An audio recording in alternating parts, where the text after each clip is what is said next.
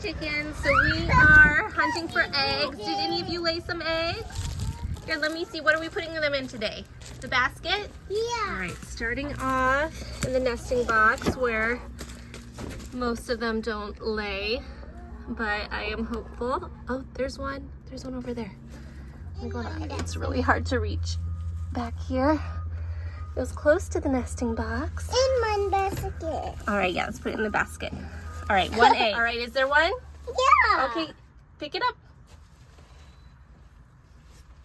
Okay, how many eggs do we have so far? Two. 1, 2. Okay. One chicken jumps the fence when she lays eggs, so let's check if she laid anything over there. Okay. Well, here's an avocado that fell off the tree. Yeah. Take an avocado. Let's just put this in here Yeah. for now.